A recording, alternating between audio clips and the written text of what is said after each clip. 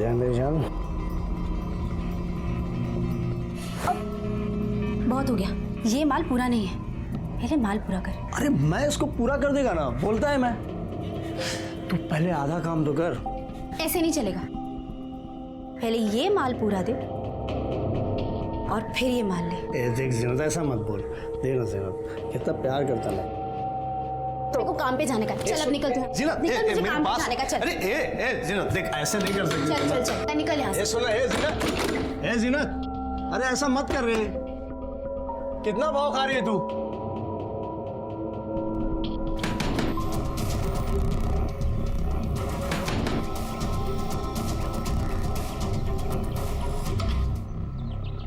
जीनत तू ही है? जी साहब, मैं ही है। शेख कहाँ है? वो आकर भी गया साहब, कब गया? अभी आपके आने से पहले। कोई फोटो है उसकी? जी साहब, मोबाइल में। जल्दी से लेके आओ। जी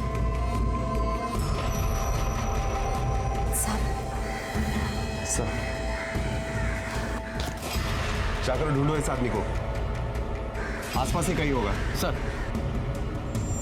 उसने कुछ ला कर दिया तुम्हें? जी साहब, वो मेरे को बोला कि मेरे वास्ते डाका डाला। मुझे लगा कि मजाक किया। सिर्फ डाका नहीं डाला, 5 लोगों का खून किया उसने, और तुम्हें मजाक लग रहा है?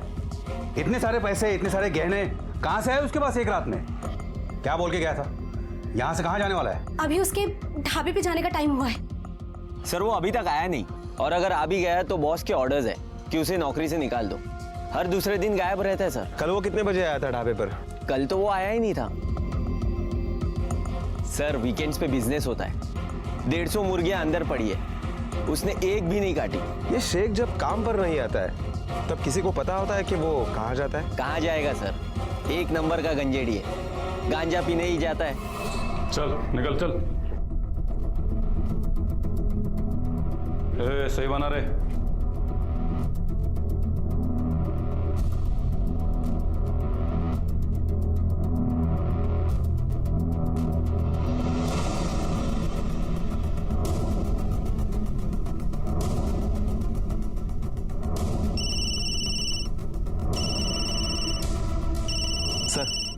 सर सतपाल ने साइन दे दिए।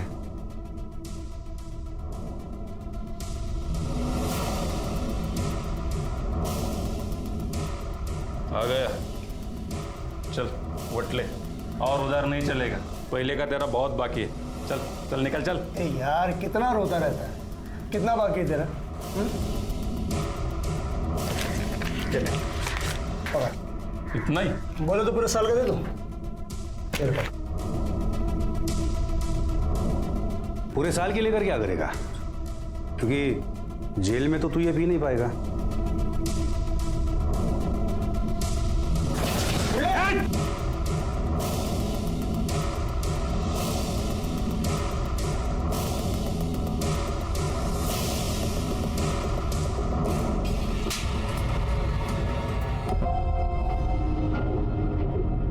क्या तुम इस आदमी को पहचानते हो?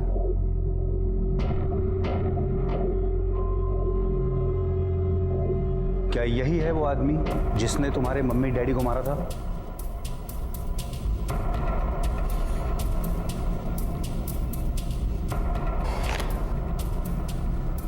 क्या यही है वो?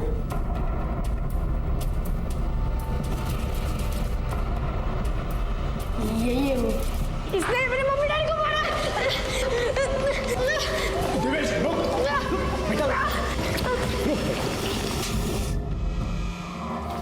चल चल, अब शुरू से बता, इतने लोगों को क्यों मारा तूने?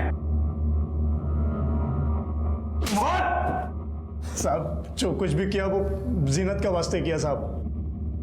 बहुत प्यार करता हूँ साहब उसको, मैरिज बनाने का था मेरे को उसके साथ, पर मेरे पास पैसा नहीं था तो मेरे को फुटने को बोली साहब। चल रे, मैं तुझ जैसे कंगाल से काई को शादी बनाऊं? क्या? एक कौन बोला तेरे को मैं कंगाल हूँ? हाँ, अरे नौकरी है मेरी, अच्छा खासा कमाता हूँ, हर महीने पगार आती है मेरी। ये तो हंस रही है। शेख, तू जितना महीने भर में कमाता है ना, उससे मेरा एक दिन का भी गुजारा नहीं होगा। अच्छा, कितना चाहिए तेरे को? तू मुझे 1 लाख रुपए ला कर दे, फिर बात करना।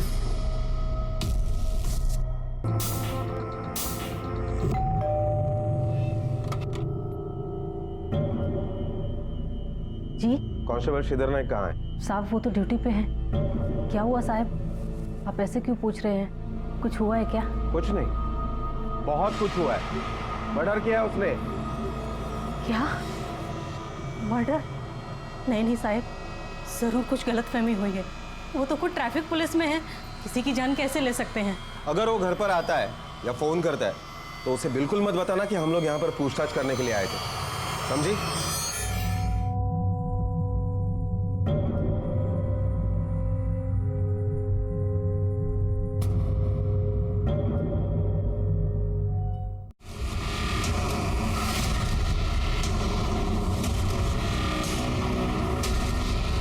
ए, कौन है ये? क्या चल रहा है यहाँ पे? बाहर निकल। क्या लफड़ा चल रहा है? अरे सर लफड़ा कोई नहीं है, बाइको है मेरी, हस्बैंड एंड वाइफ है हम लोग। अरे सर वो छोड़ो ना, 500 रुपये रख लो, आधे घंटे में निकल जाएंगे हम लोग। इधर देखना नहीं मांगता मेरे को। ठीक है सर, थैंक यू सर। क्या बोल रहा था वो? क्या बोलेगा, पैसे चाहता था। वैसे 500 रुपए में बहुत महंगा नहीं है वो। अरे अब वो नहीं आएगा।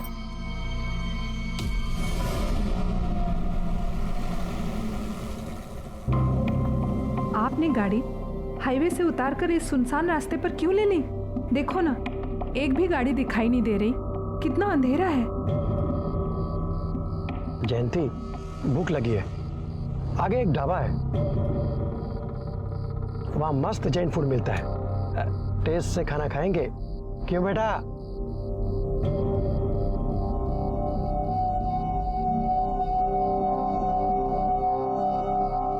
क्या हुआ? अरे ये हेडलाइट कैसे ऑफ हो गया? लगता है हेडलाइट का फ्यूज उड़ गया है, चेंज करना पड़ेगा।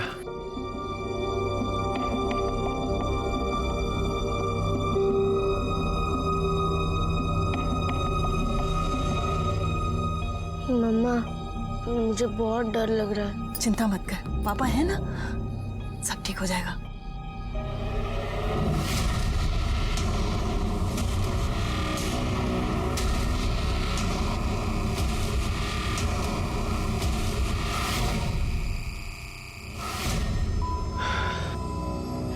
अच्छा हुआ साहब आप आ गए।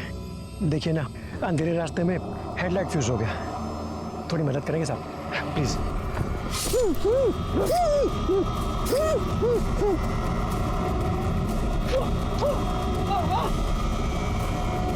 परेश, परेश, परेश ठीक हुआ क्या? कुछ तो बोलो परेश।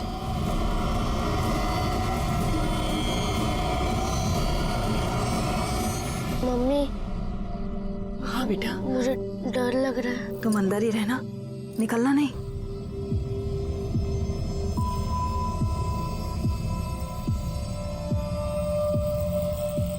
परेश कहाँ गए?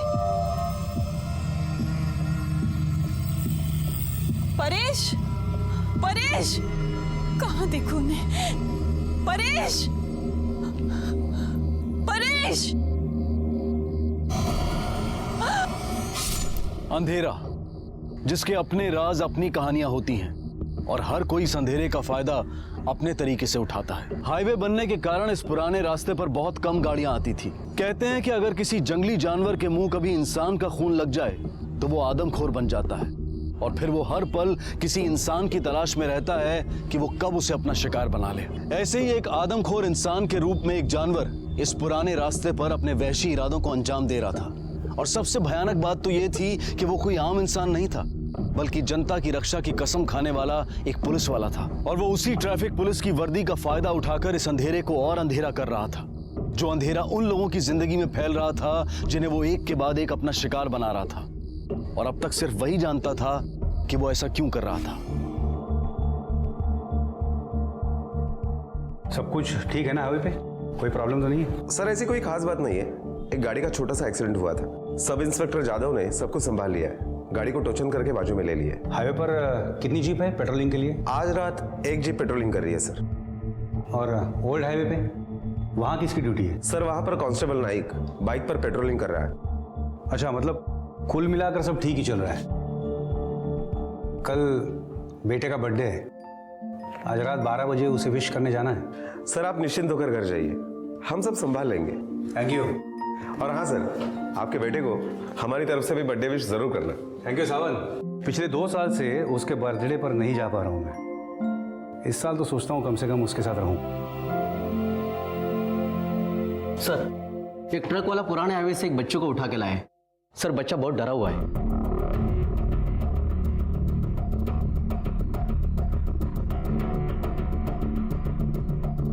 क्या हुआ पुराने रास्ते पर?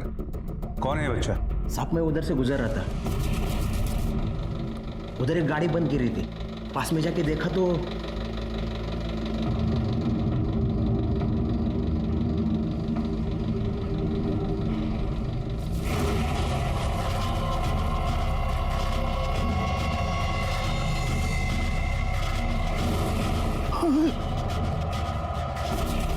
शायद इसके माँ बाप है। बहुत बेरहमी से मारा साहब। सावन, तू इसको लेके स्पॉट पे जाओ, मैं बच्चे से बात करके तुमको ज्वाइन करता हूँ। ओके सर, चलो।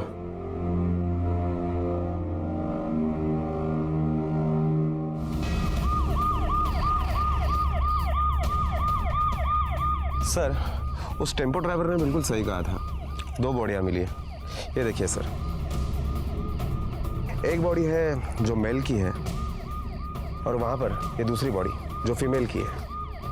गाड़ी के पेपर के ऊपर जो नाम है वो किसी परेश शाह का है। शायद यही परेश शाह हो सकता है। सर गाड़ी बिल्कुल ठीक है, लेकिन हेडलाइट का फ्यूज उड़ गया। अरे ये हेडलाइट कैसे ऑफ हो गया? अच्छा, हेडलाइट ऑफ हुए इसलिए गाड़ी यहाँ रुकी है। और एक बात सर, ये देखिए, ट्रक ड्राइवर ने बताया था कि बच्चा पिछली सीट के नीचे छुपा था, तो कातिल शायद यही देखने के लिए यहाँ तक आया होगा कि कार के अंदर कोई और भी है या नहीं। सावंत, कांस्टेबल नाइक इस हाईवे पर पेट्रोलिंग कर रहा है ना? Yes sir.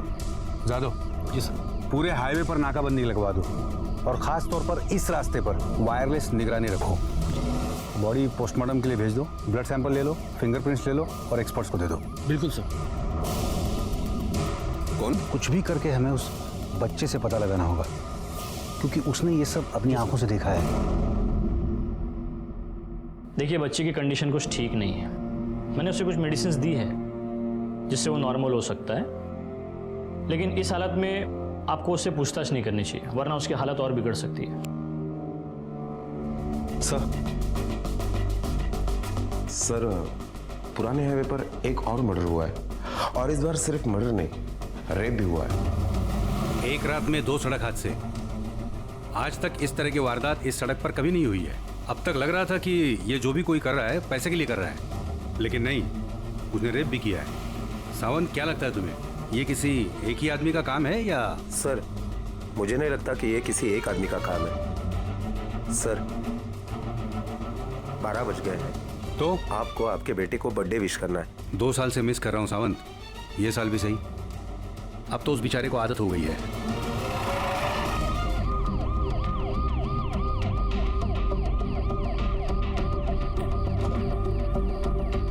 सर, इसका नाम राजेश खरे, नवी मुंबई का रहने वाला है। ये लड़का यहाँ पे इसकी मंगेतर के साथ आया था सर।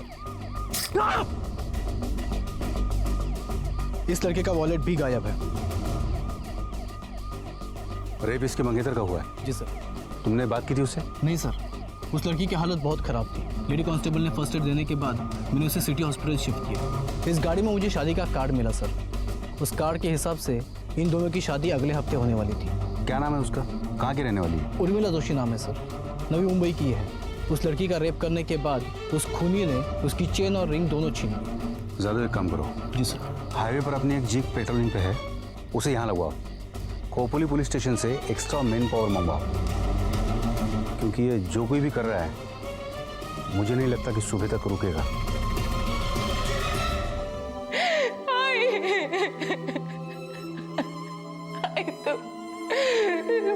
कहीं आई, उसने राजेश को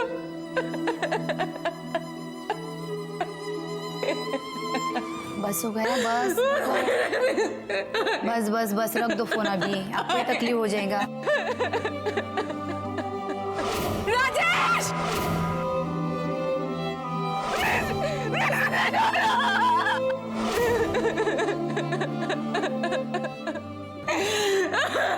शांत हो जाओ, शांत हो जाओ।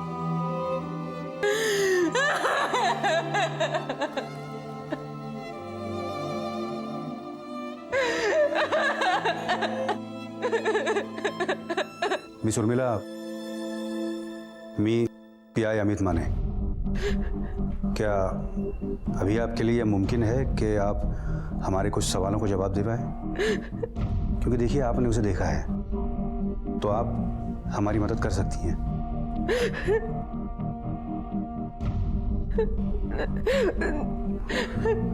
पाटिल मैडम, स्टेटमेंट लिहून घ्या।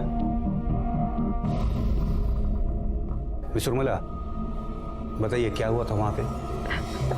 सर, राजेश मेरे होने वाले पति थे और हम खोपोली के पास जो ओल्ड हाईवे वहां पहुंचे तो मौसम बहुत अच्छा था। तो राजेश ने कहा कि तो थोड़ी देर यही रुकते हैं। वहां पे एक बाइक पे ट्रैफिक हवलदार आया।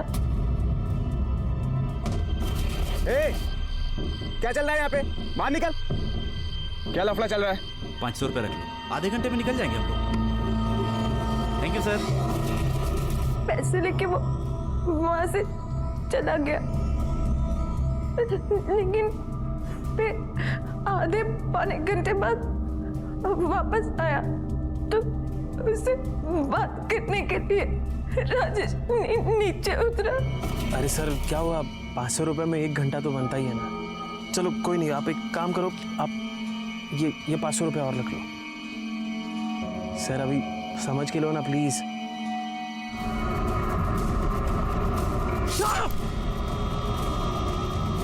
Rajesh! Rajesh!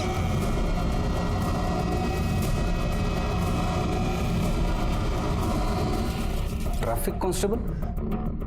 Are you sure traffic constable ने राजेश को मारा? आपका ही आदमी था, उसने सफेद कलर की यूनिफॉर्म पहनी थी। क्यों?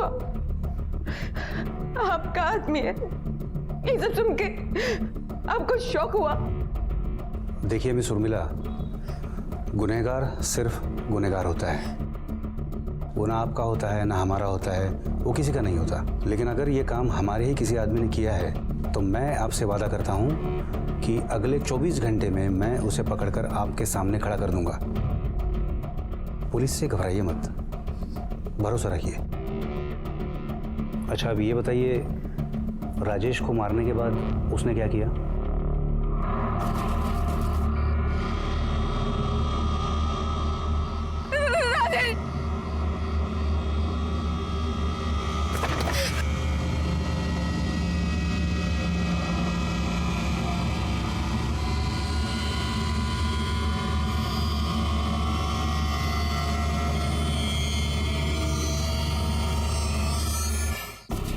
आपने फोन किसको लगाया था? मैंने अपनी आई को फोन लगाया था, मैंने लगा नहीं। उस वक्त मुझे कुछ भी समझ में नहीं आ रहा था, मैं बहुत डर गई थी।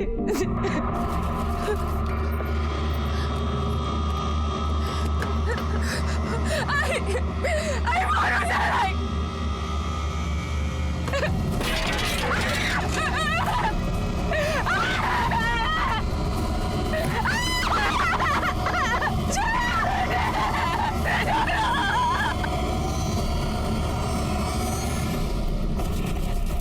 आपने उसके बैच पर उसका नाम देखा था? कुछ ठीक से नहीं दिख रहा था, बहुत अंधेरा था और मैं मैं उसका नाम भी नहीं देख पाई। राजेश को मारने के बाद उसने आपको मारने की भी कोशिश की? नहीं अंजलि, अपनी से अंगूठी, मेरी से की अंगूठी। नहीं चंदे,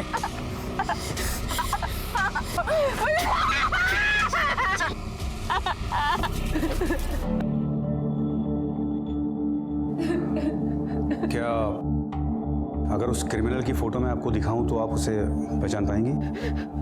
वहाँ बहुत अंधेरा था, लाइट के नाम पर सिर्फ गाड़ी की हेडलाइट थी और ऊपर से उसने हेलमेट भी पहन रखा था। ठीक है, फिलहाल आप आराम कीजिए, डरने की कोई जरूरत नहीं है, पर आपका मेडिकल कराना जरूरी है। उसके बाद मैं अपने घर जा सकती हूँ? हाँ हाँ बिल्कुल जा सकती हैं, लेकिन एक रिक्वेस्ट है, जाने से पहले अगर आप उसकी फोटो देख उसे पहचान पाई तो हमारा काम आसान हो जाएगा।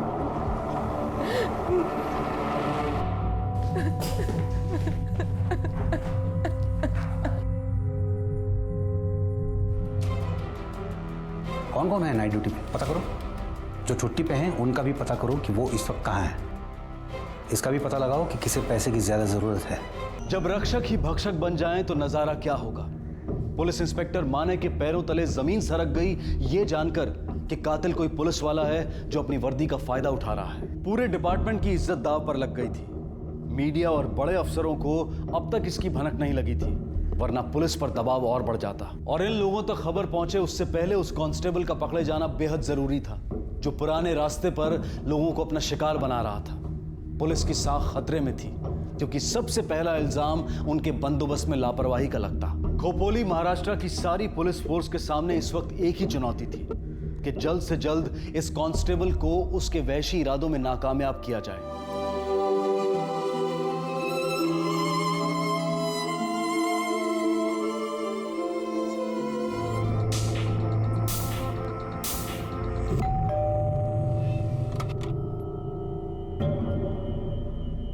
जी कांस्टेबल श्रीधर नायक कहाँ है? साहब वो तो ड्यूटी पे हैं। क्या हुआ साहब, आप ऐसे क्यों पूछ रहे हैं? कुछ हुआ है क्या? कुछ नहीं, बहुत कुछ हुआ है। मर्डर किया उसने। क्या मर्डर? नहीं नहीं साहब, जरूर कुछ गलतफहमी हुई है। वो तो खुद ट्रैफिक पुलिस में है, किसी की जान कैसे ले सकते हैं? अगर वो घर पर आता है या फोन करता है तो उसे बिल्कुल मत बताना कि हम लोग यहाँ पर पूछताछ करने के लिए आए थे, समझी?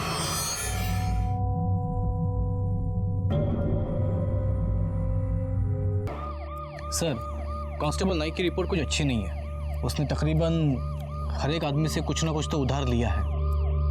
तुमसे कितना पैसा लिया है? सर 12,000। सर, छोटा बड़ा सबका मिला के तकरीबन 91,000 रुपये का कर्जा है। मतलब पैसे की जरूरत है उसको, लेकिन ज्यादा उसने रेप भी किया है। जी सर। उसके पर्सनल लाइफ के बारे में कुछ, उसके बीवी के साथ उसका रिश्ता कैसा है? पता नहीं सर। किसी को मालूम है कुछ? सर, एक बार नशे में बड़बड़ा रहा था कि उसकी बीवी किसी काम की नहीं रही। क्या नशा करता है वो? दारू पी के ड्यूटी पे आता है? नहीं सर, दारू का तो लत नहीं था, लेकिन गांजे की बहुत बुरी आदत है उसको।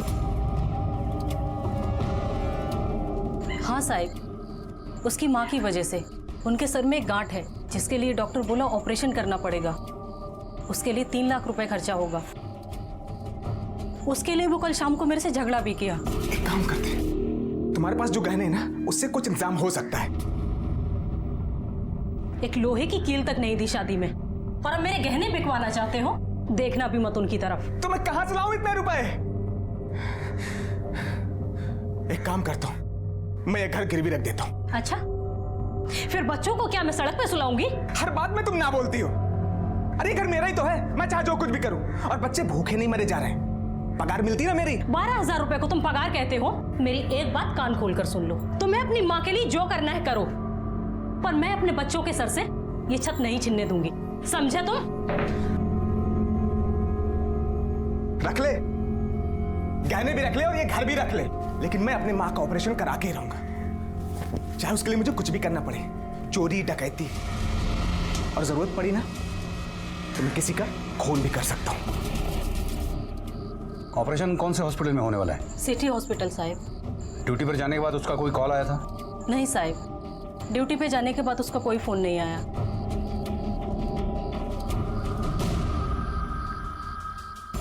नाइकला 3 लाख की गरज है, और जब तक ये सारे पैसे जमा नहीं हो जाते वो इसी तरह लोगों को लूटता रहेगा और मारता रहेगा। और जब ये सारे पैसे जमा हो जाएंगे वो या तो घर आएगा या city hospital. Sawant, 2 constable civil में सिटी हॉस्पिटल और एक यहाँ इसके घर पे लगवा दो। ठीक है सर।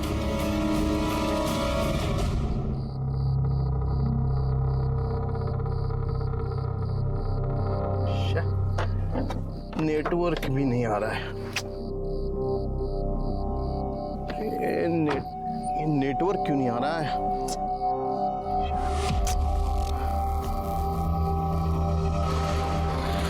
साहब एक मिनट, यहाँ आसपास कोई ढाबा वगैरह मिलेगा क्या? एक काम कर, मेरे पीछे पीछे आ।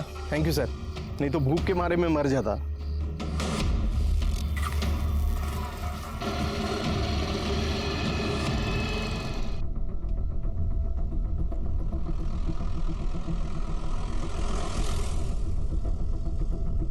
ये कौन ट्रैफिक हवलदार था?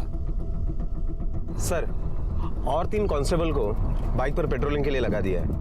कामड़े, राणे या मेमाने, इन तीनों में से कोई एक होगा। नहीं नहीं, ये उन तीनों में से नहीं था। इसने ना हाथ दिखाया ना अपनी गाड़ी को देख के कोई अटेंशन दिया। गाड़ी मोड़ो जल्दी।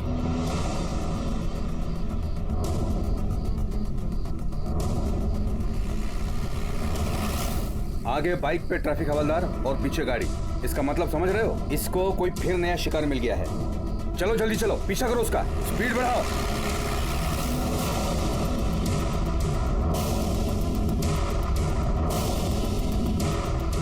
सर, आगे कोई गाड़ी दिखाई नहीं दे रही। 1 मिनट, गाड़ी रोको। पीछे हमने कोई राइट या लेफ्ट टर्न मिस तो नहीं कर दिया? सर, एक लेफ्ट टर्न था पीछे। गाड़ी घुमाओ जल्दी। हाँ देखो, आराम से लो, यहीं कहीं वो टर्न है। सर, ये रहा।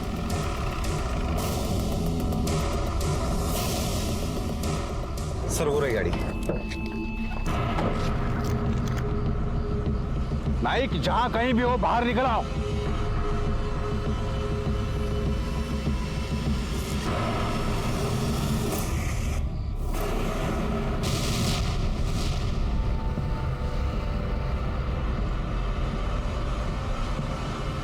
सांस चल रही है, इसका मतलब अभी जिंदा है। इसे फौरन हॉस्पिटल लेके चलो, हो सकता है इसकी जान बच जाए। चलो।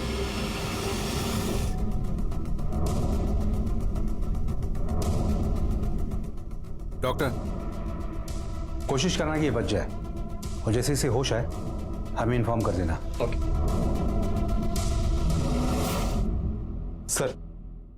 सर, गाड़ी के पेपर के मुताबिक जिस पर हमला हुआ है उसका नाम अमित भोजवानी है। थाना का एड्रेस है, और गाड़ी में जो विजिटिंग कार्ड मिले उसके ऊपर जो नंबर था उस पर फोन किया है। उसकी बीवी आ रही है हॉस्पिटल में।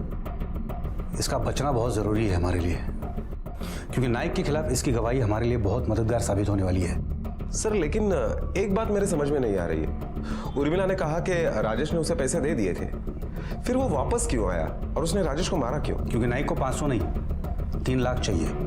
उसने जब 500 रुपए की नोट लेते वक्त वो वॉलेट देखा होगा, उसके मन में लालच आ गया होगा, और उसकी अहमियत उसे बाद में समझ आई होगी। ऐसा लग रहा है कि नाइक को किसी का डर ही नहीं रह गया। अब तो उसे पकड़ना हमारे लिए बहुत ज़्यादा ज़रूरी हो गया है, क्योंकि वो अब कुछ भी करने से नहीं डरेगा। ये अपनी माँ के लिए ही कर रहा है ना सब, तब तो यहाँ ज़रूर आएगा वो।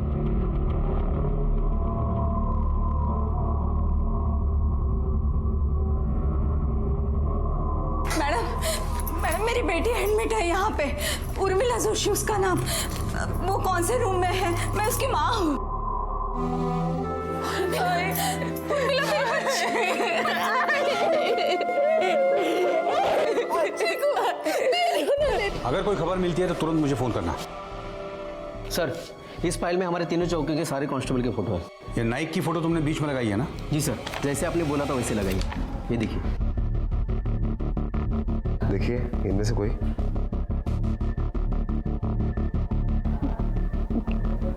नहीं। इनमें से कोई?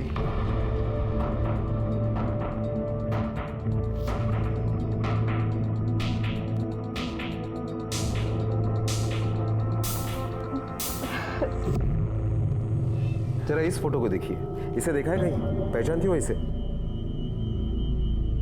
नहीं, ये नहीं था। इन दोनों में से एक था। सर, ये शिर्के और जगदाड़ है। ये दोनों हाईवे वाली पुलिस जीप पे पूरी टीम के साथ पेट्रोलिंग पे है। देखिए मिस उर्मिला, आप जिन्हें पहचान रही हैं वो हाईवे पर सारी रात पेट्रोलिंग पे हैं। 1 मिनट के लिए भी वहां से नहीं हिले हैं। मैंने कहा ना, बहुत अंधेरा था, मुझे कुछ दिखाई नहीं दे रहा था, और ऊपर से उसने हेलमेट भी पहन रखा था। मुझे कुछ याद नहीं। बता सकती हूँ उनके बारे में, जैसे उसके बदन पे कोई निशान हो या फिर उसकी हाइट?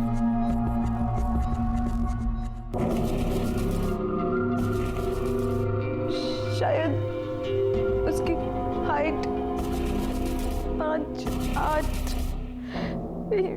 या 5, 9। मुझे कुछ याद नहीं आ रहा। बस कीजिए आप, जिस हादसे से वो गुजरी है उसमें आदमी को होश कहाँ रहता है ये सब देखने का। देखिए हम समझते हैं, लेकिन हमारी मजबूरी है। उसने सिर्फ राजेश को नहीं मारा है, और 3 लोगों को मारा है। एक बच्चा अनाथ हो गया है, एक आदमी इसी अस्पताल में भर्ती है, पता नहीं बचेगा या नहीं। देखिए प्लीज, हमें समझने की कोशिश कीजिए। अगर हम उसे जल्द से जल्द नहीं पकड़ पाए तो ये लिस्ट और लंबी होती चली जाएगी। उर्मिला और देवेश पुलिस की अब तक कोई मदद नहीं कर पाए थे। देवेश अब भी कुछ नहीं बोल रहा था। पुलिस के पास एक ही उम्मीद थी, अमित भोजवानी, और वो उम्मीद भी टूट गई जब अमित भोजवानी ने ऑपरेशन टेबल पर अपनी आखिरी सांस ली। सवाल ये भी उठ रहा था कि क्या ये पुलिस वाला वाकई में श्रीधर नायक था? क्या वो वाकई इस डिपार्टमेंट का था, या फिर उसके भेस में कोई और ही इन वारदातों को अंजाम दे रहा था?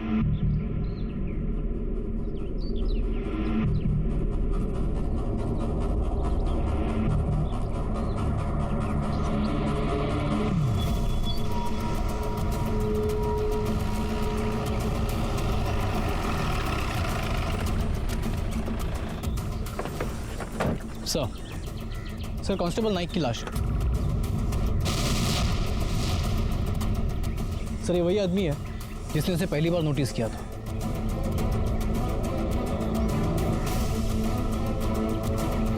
इसकी खरोच देख के ऐसे लगता है कि इसे मारा कहीं और गया हो और बॉडी खींच के यहाँ पे लाई गई है। खून सूख चुका है, इसका मतलब है कि मर्डर 5-6 घंटे पहले किया गया है। सर ये चप्पल और शर्ट मिला सर। सर ये शर्ट? लेकिन नाइक को तो वर्दी पे होना चाहिए था। इसका मतलब है कि नाइक के भेस में कोई और ही ये लूटपाट और मर्डर कर रहा है। उसने पहले नाइक को मारा होगा, फिर उसकी वर्दी पहनकर अब वो लोगों को लूट रहा है और मार रहा है। और ये है कौन?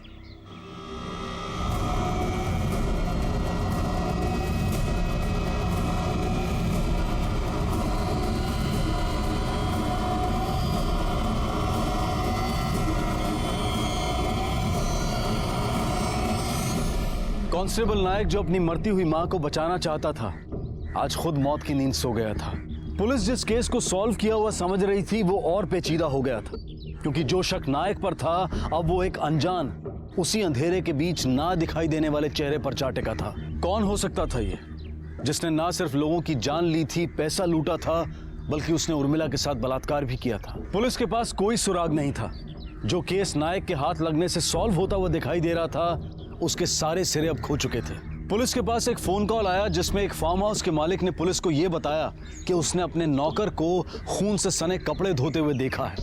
पुलिस बिना देर किए वहां पहुंची।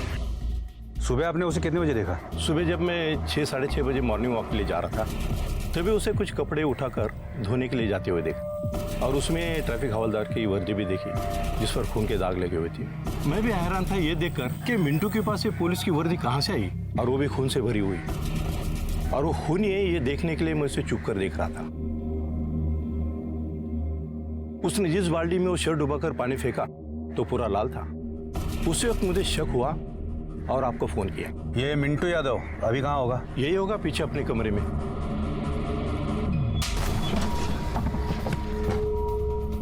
साहब मैं सच कह रहा हूँ साहब, मैंने किसी को नहीं मारा साहब।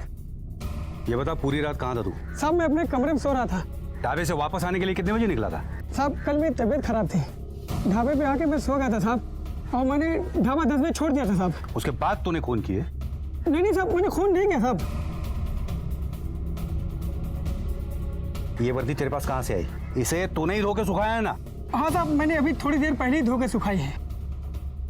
सच बता, इस वर्दी में जो खून लगा था वो किसका था जिसे तूने धो दिया है?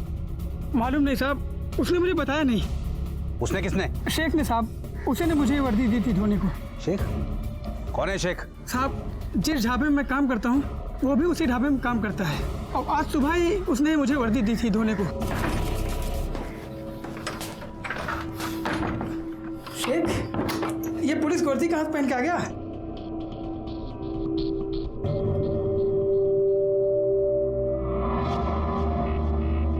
यार इसमें खून लगा हुआ है यार।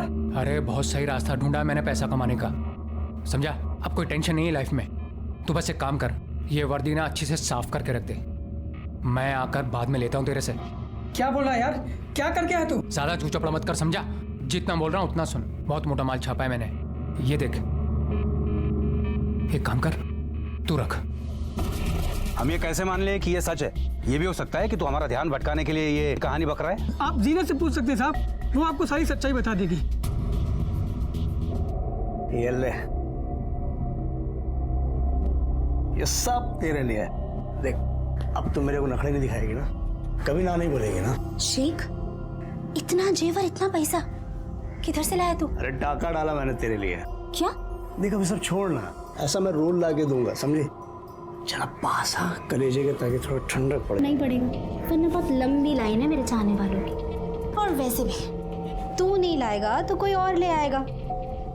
वो तेरा दोस्त है ना मिंटू, वो भी लाइन में खड़ा है मेरे। मिंटू, देख तू सिर्फ मेरी है, समझी? तू तेरे को पैसा मांगता है ना, मैं लाएगा, किधर से भी लाएगा, मैं लाएगा। एक औरत को पाने के चक्कर में तूने इतने लोगों को मारा? बता, नाइक को क्यों मारा और कैसे मारा? अरे क्यों नहीं अरे मिल जाएगा माल। हाँ, लेकिन हाँ इस बार मैं पैसा दुगना लूंगा। हाँ। अरे साहब, आई की तबीयत कैसी है? डॉक्टर ने बोला कि अगर ऑपरेशन जल्दी नहीं हुआ तो बच नहीं पाएगी। मैंने बीवी को बोला कि गहने बेच दे, उसने मना कर दिया। मैंने भी कहा कि मैं जमा कर लूँगा, हाईवे पे गाड़ी रुका के 500,000 करके हो जाएगा। क्या है ना कि प्राइवेट गाड़ियाँ जो भी हाईवे पे जाती हैं उनके पास अच्छा खासा पैसा होता है, हो जाएगा। लाना, मुझे जल्दी जाना है ड्यूटी पे। रात भर जागना है मेरा। चलो ये। अरे हो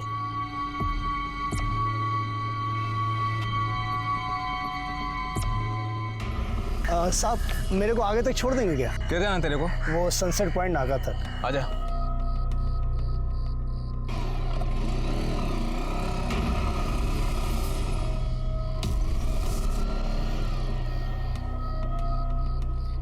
क्या हो सर?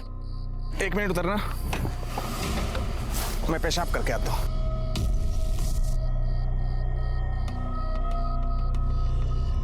उसका बातें सुनकर मेरा दिमाग चमका।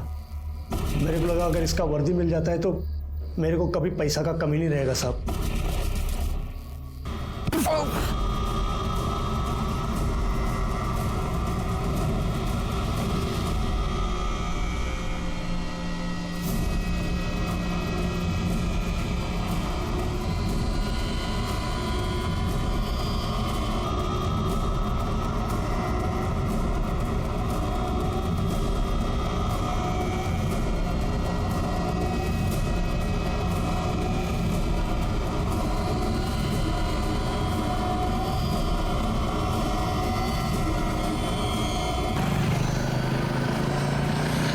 उसके बाद साहब जो भी प्राइवेट गाड़ी उस पुराना हाईवे पे आया ना, मैं सबको मार दिया और गहना जेवर पैसा सब लूट लिया साहब।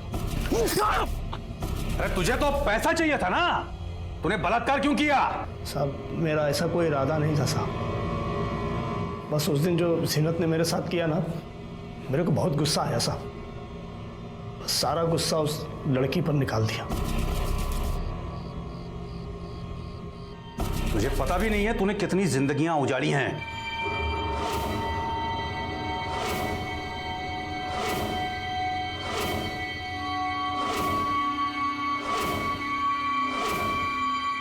सिर्फ यही अदालत नहीं, खुदा की अदालत में भी तू गुनहगार पाया जाएगा। तुझ पे कोई रहम नहीं करेगा। कहते हैं कि सच्ची मोहब्बत इंसान को भगवान के करीब ले जाती है, लेकिन ये कैसी मोहब्बत थी जिसने इंसान को वैशी दरिंदा बना दिया था? ये मोहब्बत थी या पागलपन? उर्मिला से ना सिर्फ उसके आने वाले शादीशुदा जिंदगी के सपने छीन लिए गए, बल्कि उसे भयंकर यादों के साथ जीने के लिए भी छोड़ दिया गया। 10 साल की उम्र में देवेश को अपने माँ बाप को अपनी आंखों के सामने मरते हुए देखना पड़ा। ये छाप शायद उसके दिमाग से कभी नहीं मिट पाएगी। चंद घंटों में वो अनाथ हो गया था। नायक की माँ भी इलाज के अभाव में चल बसी। एक शैतान ने अपनी जिद को मोहब्बत का चोला पहनाया और दहशत का खेल खेला। अदालत ने शेख को इन सभी हत्याओं के लिए आईपीसी की धारा 302 के तहत और उर्मिला के साथ बलात्कार करने के लिए धारा 376 के तहत फांसी की सजा सुनाई। अब मैं अनूप सोनी आपसे विदा लेता हूं। फिर मुलाकात होगी अगले एपिसोड में एक और चौंका देने वाले केस के साथ। तब तक अपना और अपने परिवार का ख्याल रखें और देखते रहें क्राइम पेट्रोल डायल 100। सबक एक को, सीख हम सबको।